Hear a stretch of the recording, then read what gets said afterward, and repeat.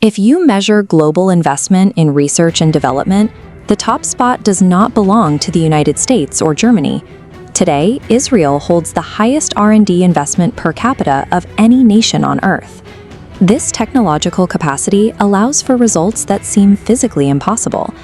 In European supermarkets, you will find oranges, lemons, and strawberries exported from Israel, water-intensive crops grown in the middle of a desert. Economically, the country has overtaken established powers. Recent data shows Israel achieving a higher GDP per capita than France and the United Kingdom, moving far ahead of the income levels seen in its immediate neighboring countries. But 40 years ago, this wealth did not exist. Until the 1990s, Israel operated as an interventionist, quasi-socialist state. The government managed most sectors of the economy, resulting in years of mediocre performance.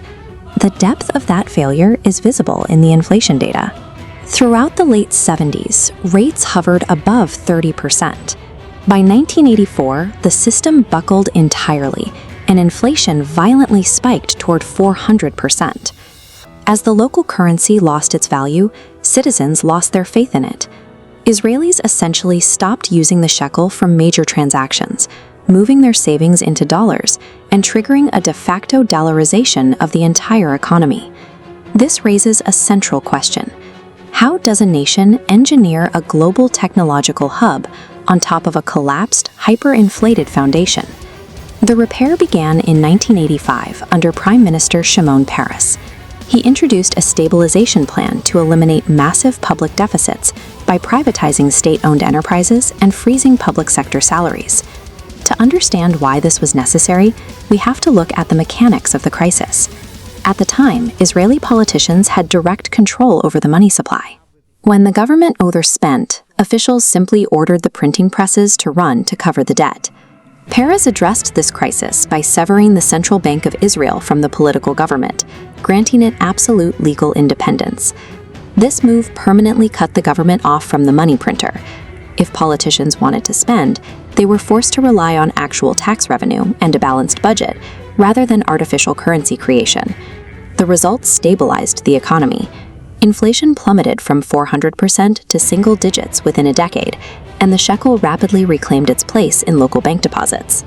While balancing the budget didn't build any startups, it provided a mandatory stable baseline. Without a functional currency and predictable inflation, future investment would have been impossible. By the early 1990s, Israel had talent and stability, but very little capital. Promising ideas often died because there was no ready infrastructure to move them from a laboratory into a commercial market. The state realized that direct government funding of technology often fails. Bureaucrats are generally not equipped to identify which startups have the best chance of survival in a competitive global market. To solve this, the government launched the YOSMA program in 1991. It was a public-private venture capital hybrid designed to use government funds without government decision-making. The state created 10 YOSMA funds. For every $12 million from a private investor, the government matched $8 million. Crucially, private experts, not the government, selected the startups. If successful, investors could buy out the government's 40% stake, retaining long-term profits. YOSMA worked because it outsourced all risk assessment to the free market. It used public money purely as bait to attract the foreign capital and specialized expertise required to build a local tech sector. Over 30 years, that expertise grew. The number of tech startups in Israel increased by a factor of 20, resulting in more than 6,000 active companies today. Once the venture capital sector was established, the government further incentivized it by slashing corporate taxes for technology companies, dropping the rate from near 23% to just 7.5%. The data reflects this shift. Science and technology is now the dominant force in the Israeli economy, producing one of the highest patent registration rates in the world. Because of the buyout structure, where private funds bought back the state's shares, this entire technological acceleration ultimately cost the public treasury almost nothing. This model relies on the logic of spending well, rather than simply spending a lot.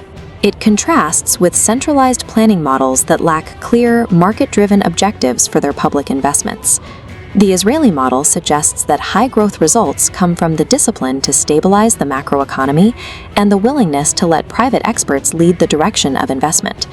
Success was found in building a stable arena and incentivizing the experts who could build within it. This modern skyline is the final proof of that dual-engine blueprint.